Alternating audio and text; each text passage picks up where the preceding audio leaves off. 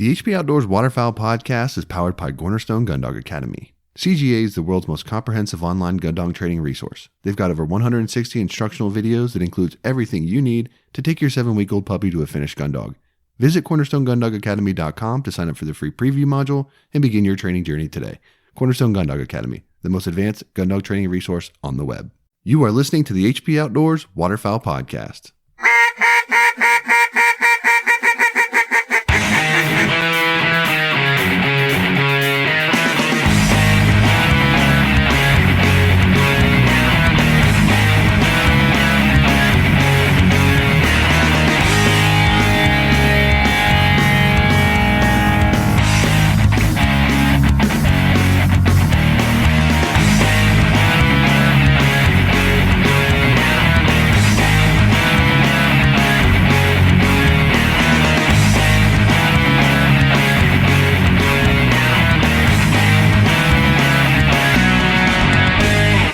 Since 1898, Old Town has been building the most advanced, quality watercraft products to give you the very best experience on the water. Whether you're hunting, fishing, or enjoying a relaxing paddle on the lake, there's a boat for every type of adventurer.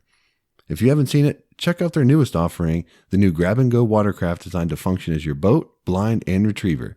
The easy-to-conceal, 11-foot 9-inch, 56-pound Solo Sportsman is the ideal craft for those in search of a stable, lightweight craft that's easy to paddle and even easier to transport or stash.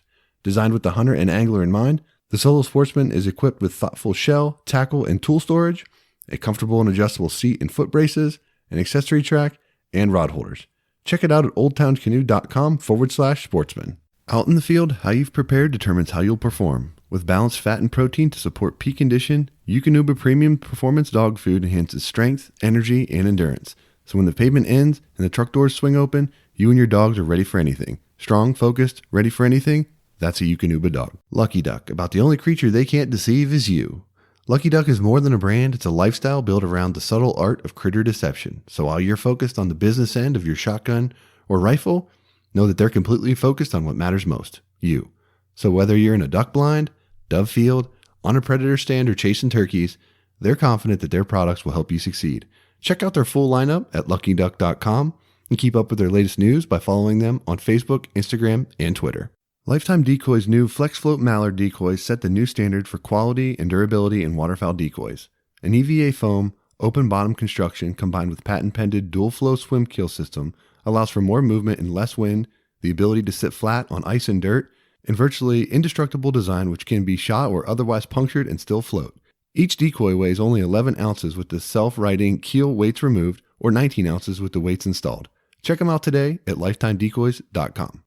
All right, welcome to episode 173, the HP Outdoors Waterfowl podcast, where your on-demand audio source for all things waterfowl and waterfowl hunting. You can check us out over at hpoutdoors.com, across all of our social media platforms, Facebook, Instagram, Twitter. If you're a Facebook user, head over to our listeners group, hang out with a bunch of like-minded hunters, and my co-host, Dan Harushka. Dan, what's up, man? I probably look like a Lego man over here. Lego man Dan. All pixelated with my sweet internet. You're welcome.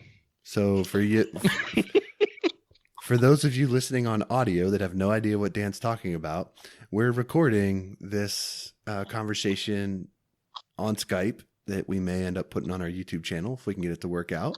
So we're doing some exploratory stuff today. And joining us on the journey also this week is our good buddy Ben Webster from Big Kansas Outdoors. Ben, what's up, man? What's going on, guys? Good to be back. Yeah, always glad having you in.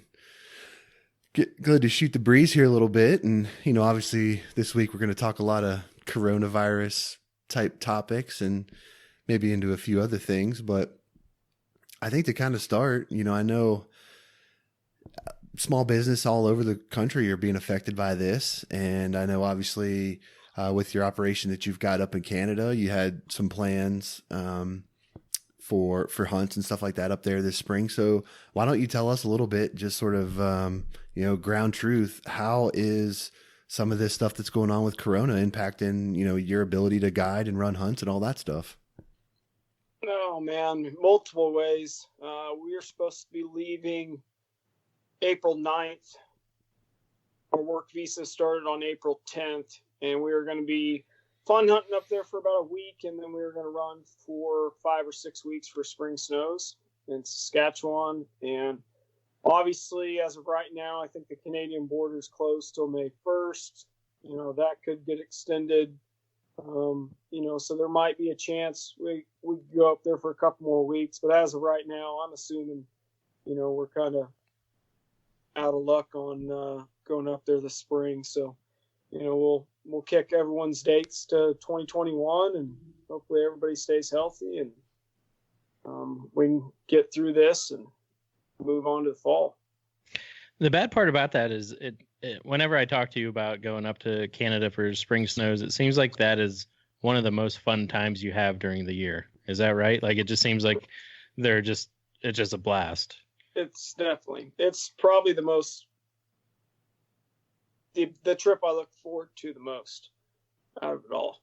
There's nothing like it. If you've never been up to Canada for spring snows, nothing compares. Spring snows in the States is terrible compared to up there. It's like a light switch that goes off in their heads, and they get dumb, and they got to feed hard. They fly low. They fly in smaller flocks, and we land adults in small full body spreads. We only run 5 to 10 dozen full bodies. E-collar on low with very limited motion, and it's just a blast. I find that interesting because, for snow geese, it seems like U.S., your traditional spots, Missouri, Arkansas, places like that just get all the pub, and that's what everyone thinks about when they think about hunting spring snows. Why is it, do you think, that Canada kind of doesn't, and maybe I'm just out of the loop on this, but it doesn't seem to me that Canada gets as much recognition or respect in that regard? And it's not like Canada's a secret, right? I mean, everyone knows that waterfowl hunting there is fantastic. And it just seems to me that the spring snows, maybe it's because people are shifting their minds to like turkey hunting or bass fishing or something, but that point of the year here in the US, but like, it's from not just you, everyone that I've talked to that talks about hunting spring snows in Canada. It's like, it's just an incredible experience. I think probably 75% of hunters don't like snow goose hunting in general. I think there's, a smaller population of people. Everybody likes the idea of it, but majority of people, when they go on a hunt, they either go with the wrong guide or it's just snow geese, right? You're hunting the wrong pocket of birds, and snow geese can be some of the hardest birds to hunt. That, and like you said, it's getting warmer. Everybody's transitioning to spring turkeys and fishing. And they already had a long hunting season, and the wife's like, yeah, you're not going to Canada to go, snow goose hunting. Right. It's time to get the honeydews done and spend time with the family. So it's understandable. My question is, do you think not having I guess some people will be hunting up there, but not the pressure that Americans bring to Canada, do you think that'll have any impact on these birds come the fall? Yes and no. I mean, for a hatch, everybody's like, oh, there's going to be a bunch of snow geese, that'll be able to have hatches now, right? More breeding pairs. Well, yeah, that makes sense in theory, but you still have to have the perfect conditions to have a great hatch, right? You got to have enough moisture. You can't have a bunch of storms, no hail, right? There can't be a big kill off. So, just because there's extra breeding pairs doesn't necessarily mean there's going to be a really good hatch, right? It could. You hope so in theory, but, and honestly, there's not a lot of hunting pressure in Canada for spring snows as it is. So, it'll definitely be interesting to have, no Americans up there hunting. Probably 90% of the people that hunt snow geese in Canada are Americans. So it'll definitely be interesting. And what does that do to the economy up there? Well, it's got to hurt a bunch of the small towns.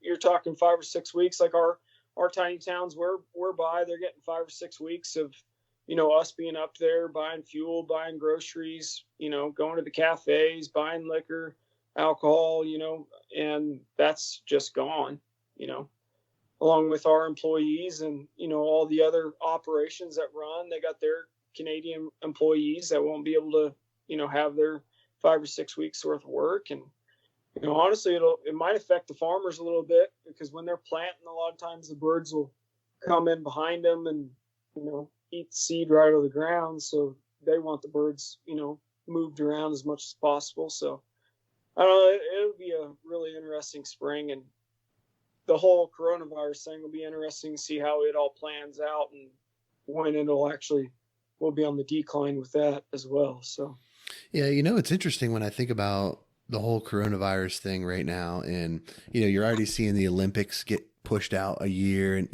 there's people making decisions for things. They're already talking about, is there going to be an NFL season? Is there going to be college football? All this stuff. I mean, you're talking months still ahead of time, but they're already discussing these things, and I'm curious, like, how is this going to all work out when you're dealing with, farmers and landowner relationships? And this isn't just exclusively, obviously this is probably more your Kansas stuff, but I keep thinking about, like, how are guides and how are farmers and, like, all of this trickle down that happens from, all of the waterfowl, outdoor industry, right? Bringing hunters to places, lease fees being paid to farmers, all that kind of stuff.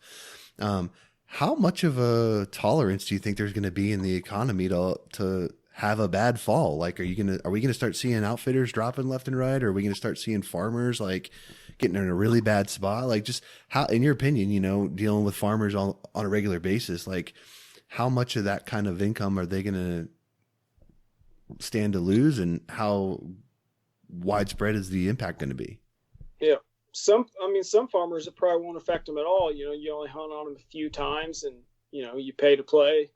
Then there's other farmers that it's like a second income for them. I mean, they make a pile of money, especially you think down in Arkansas and all those places where they're leasing all those pits. Well, if guys can't afford to go hunting, they're definitely not going to afford to lease. And one or two things might happen. Farmers will be hit hardest, as far as the hunting goes on that end, right? As far as leasing the property, a lot of those guys, especially down south, are farming for ducks. Yeah. So I think that'll be huge. I think it will drop the price of leases.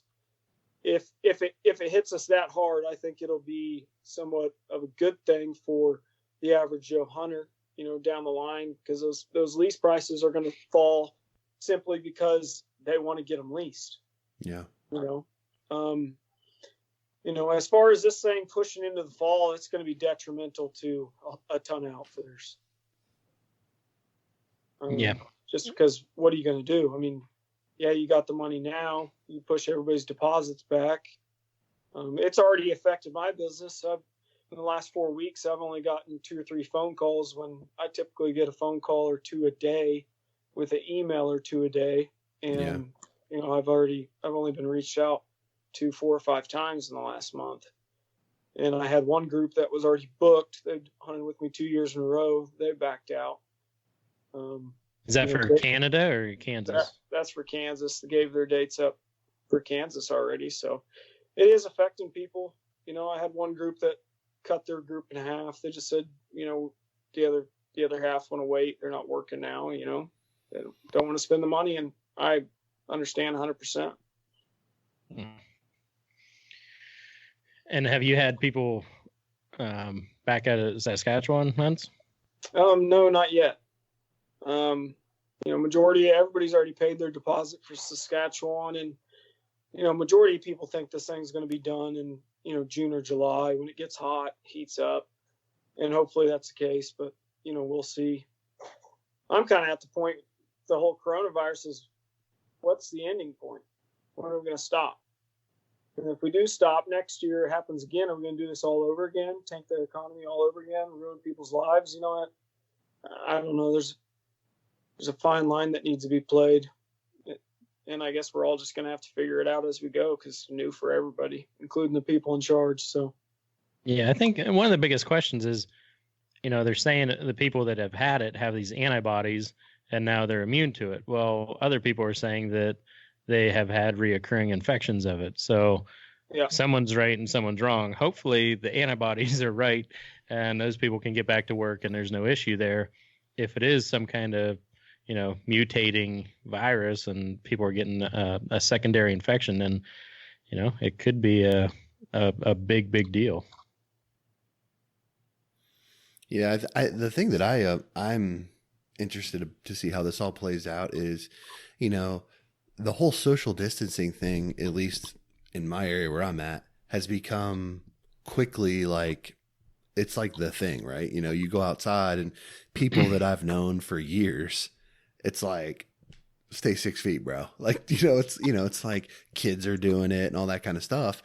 And, it's like if once they give the green light, is everyone just going to immediately go back to like bro fiving it up and, just like doing the whole thing? Like, I mean, it's going to be weird, right? And then every year I feel like when flu season, I'm doing air quotes here, right? Flu season comes around, people are going to get back into this. And I just wonder if you're going to start seeing more face masks and stuff as like a normal thing, that you see that all over the place overseas. Maybe that's just going to be the new normal here, which will just be, it'll just be wild to think about. But I think, this whole thing, like you mentioned, Ben, it's so new, and it's like just kind of a weird deal. It's almost kind of hard to believe that it's kind of escalated the way that it has, unfortunately. But it's pretty surreal, right? Mm-hmm. Everybody's stressed out. Everybody's, anxious, got anxiety. They might have money troubles, or they might not be able to know what to do with their kid. Who's going to watch my kids so I can go to work? I'm in that boat. I'm essential, but I don't know. I hate it. The whole thing. I'm over it. And you guys, you're not even locked down yet, right? No. That's just about to come into effect for you. You're bored, and you've been able to go out and about. Yeah, for the most part. Well, what does the lockdown mean, Dan? Pennsylvania has lockdown, right?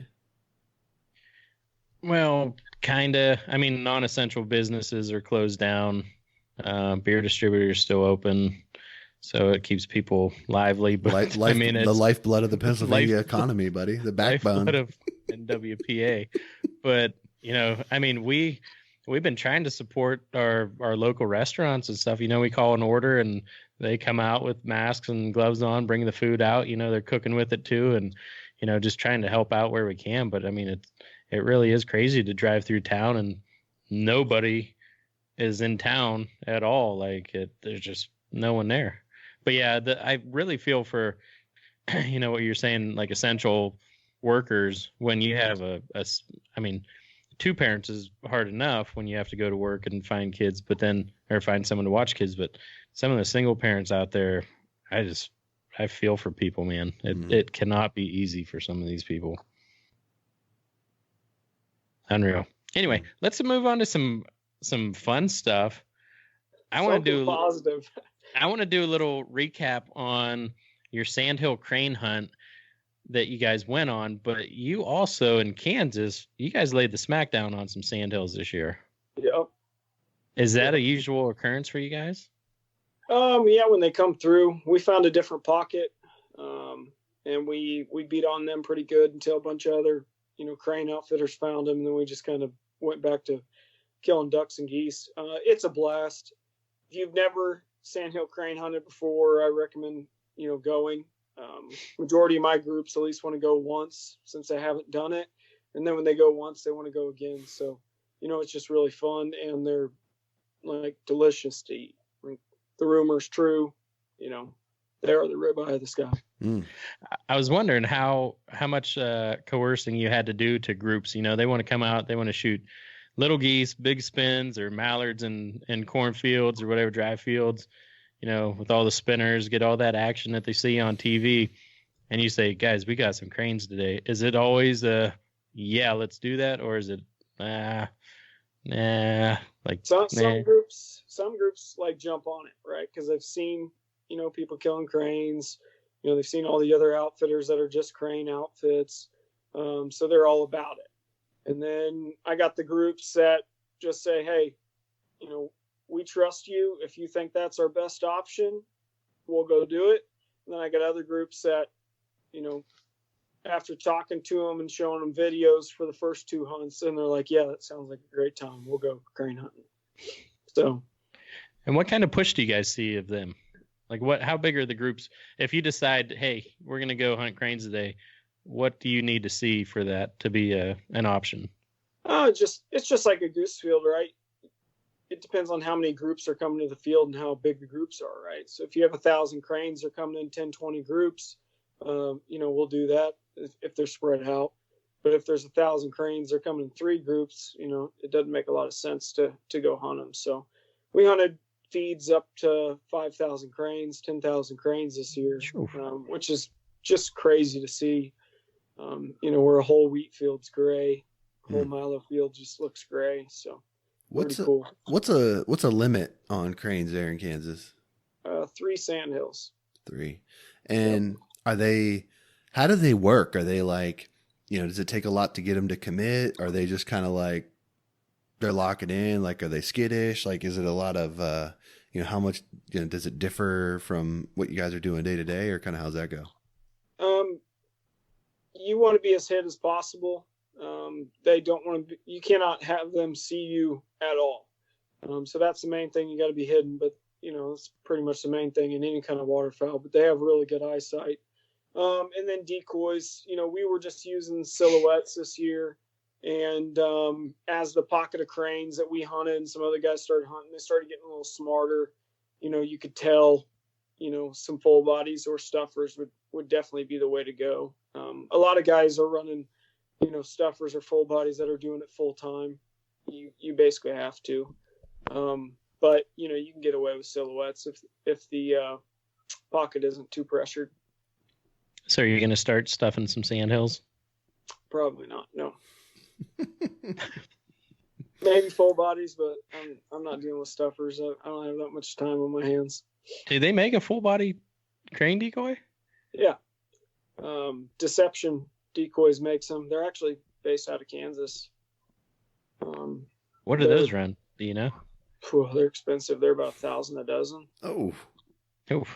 Yeah. That'll hurt you. Dang. Yep. Dang. I guess if not many people make them, are they that's probably the only company that makes them, right? There's another knockoff company. I can't remember the name of it, but they don't look as real. The deceptions are pretty awesome. So talk about the sandhill crane hunt that you guys went on. Was that down to Texas or Oklahoma? Yeah, so we had 3 days off. It was a split in January where duck season was completely closed here, and kind of as a thank you to my guys for their help, I paid for half their trip and then the lodging and meals as well. And we went down to one of my buddies' guides for final descent down in Lubbock, Hunter Pickett, and we went down there and hunted with those guys for 3 days and just had a blast. And how big is that of a morale boost to get out and just let everyone pull the trigger a little bit? I just gave everybody it's like a sigh of relief. Just breathe a little bit, not worry about what's, we made Hunter worry about, what we were hunting in the morning, and we just drank a few too many cold ones and stayed up late, got up early, caught a little coronavirus while you're down there. Yep. just like any other guy's hunting trip, right? Yeah. We wanted to be, you want to feel like a client a little bit, but in the long run, we help them set decoys and brush blinds, the whole 9 yards. So yeah. It's fun when you got 9-10 guys that all know what they're doing and all can shoot pretty well, all can call really well. It's really fun. So I'm going to shift gears on you a little bit here. And I just kind of thought about this. So we hunted with you up in Canada last fall, and then we didn't make it out to Kansas this year, but last year we were out there and we saw there was tons of birds. We were covered up, had fantastic hunts. But last year, the big thing was, you had that, what were they called? Like the Federation something, the guys that were all, Flyway? Yeah, the guys that were all Federation. wound up about everything, in the migration. Yeah.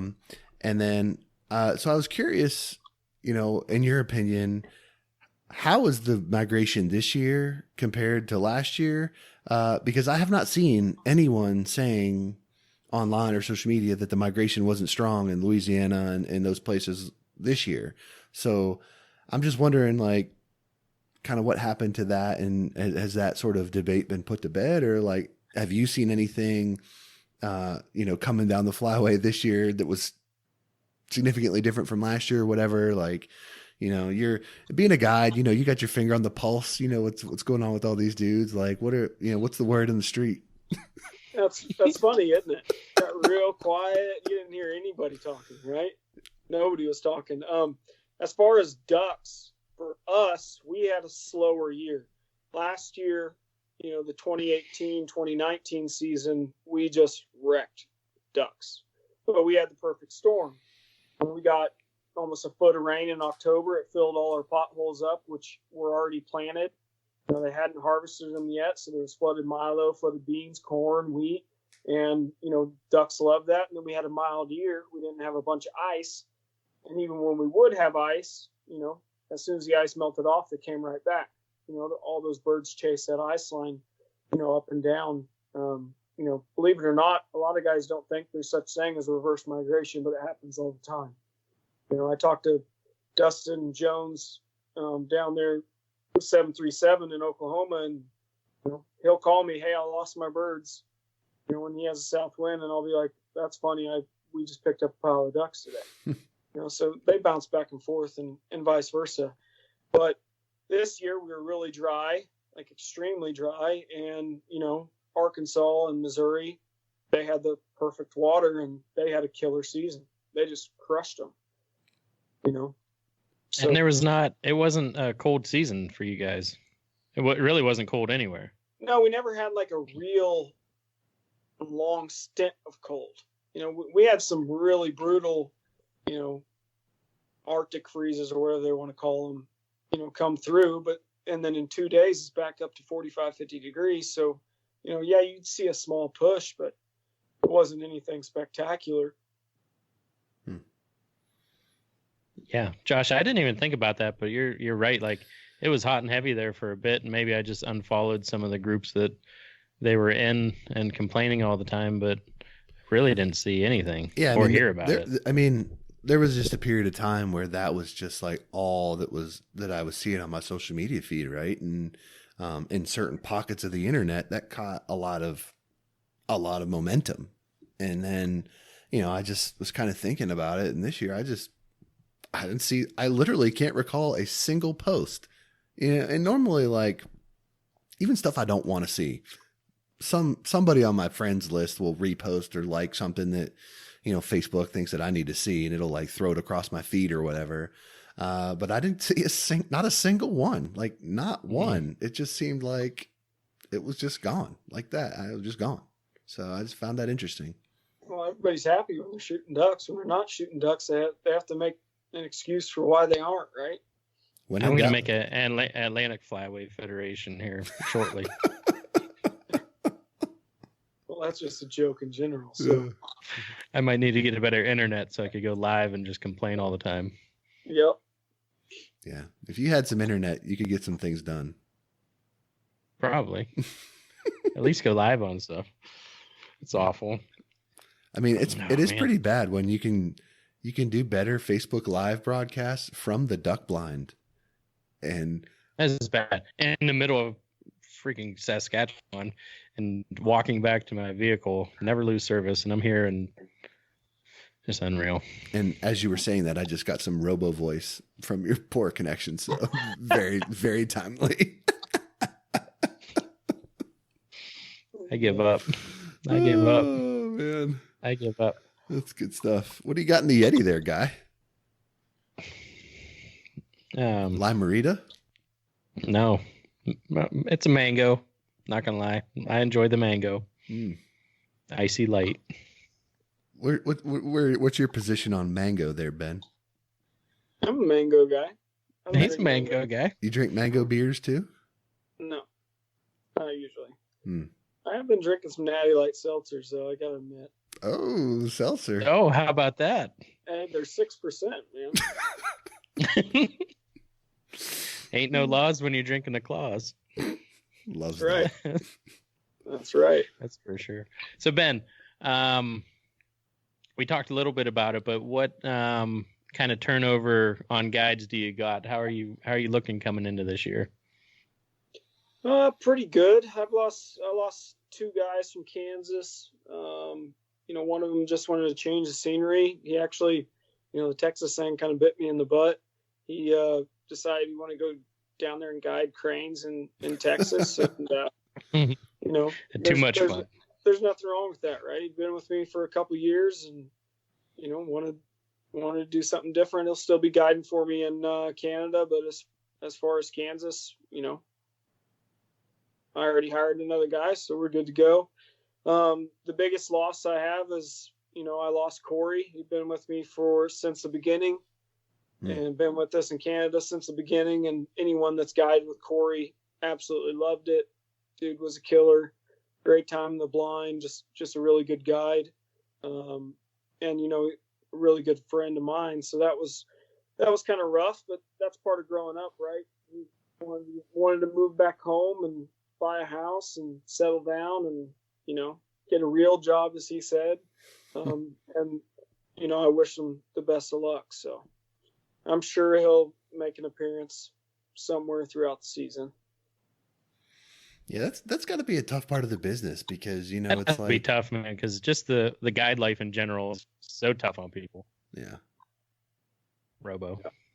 Yeah, I started talking and you came in about 5 seconds later after after your stuff buffered and lagged and everything else.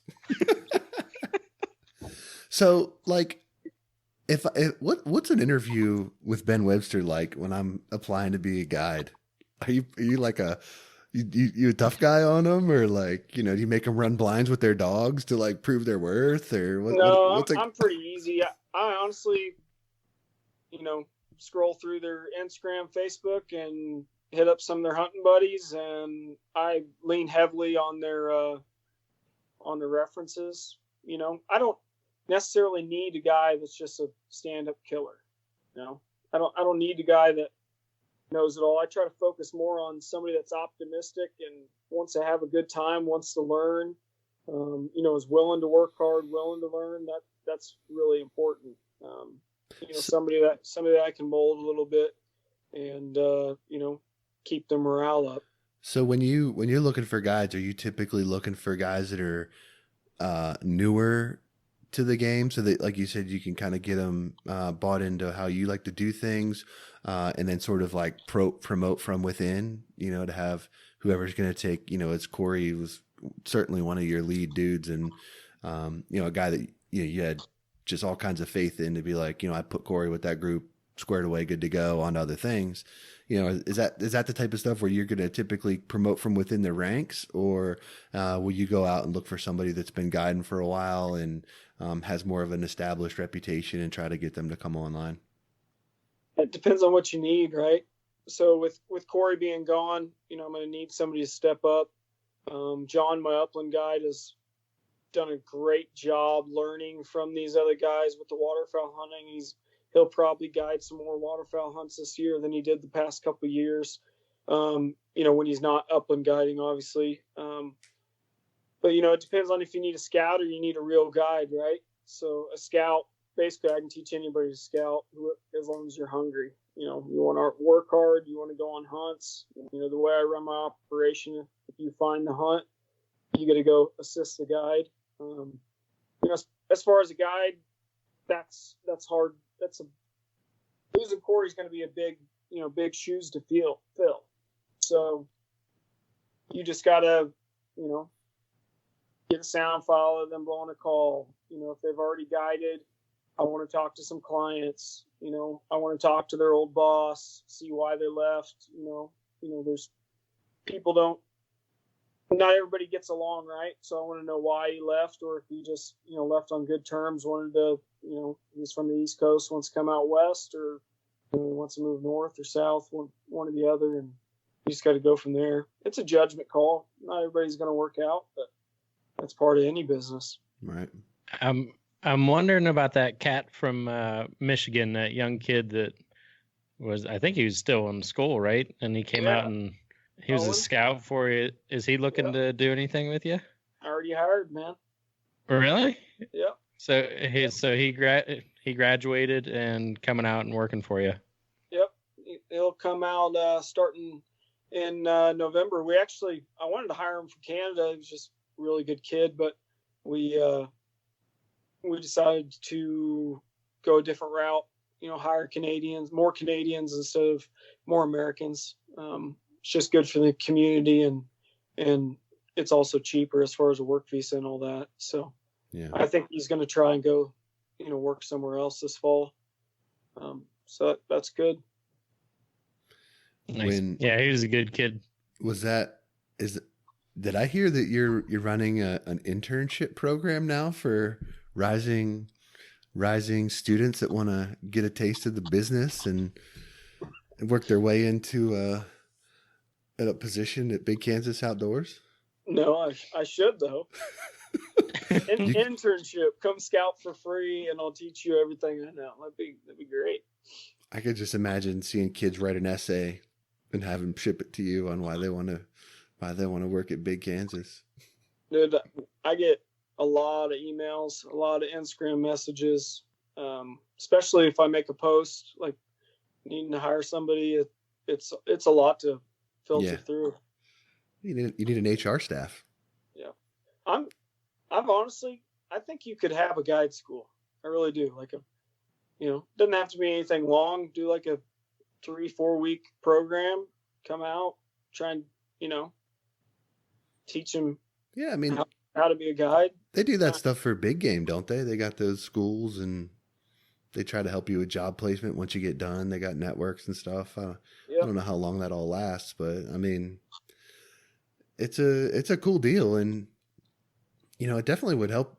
Just like anything, right? You're going to learn a lot about what you need to know when you start doing the job. But exactly, if you can get into a school that like sort of helps you, get started in the right direction and give you some of that baseline, I think there's definitely value there. Pretty neat. I can't tell half the time if Dan's look at the wheels turning there. And thinking. I can't tell if Dan's thinking or if his screen's frozen. I mean, half the time. I know. It looks the same. It looks the same. Y'all told me not to move. I'm trying to hide back here. I mean, you can blink. There you go. Lego man, Dan. Blink 3 times. Hey, I'm sitting here and through my bad service, it does say that Tom Hanks and his wife Rita Wilson are back in the United States after their coronavirus quarantine in Australia. Just look at that. Positive news. So, yeah, good stuff. Appreciate the Tom Hanks update.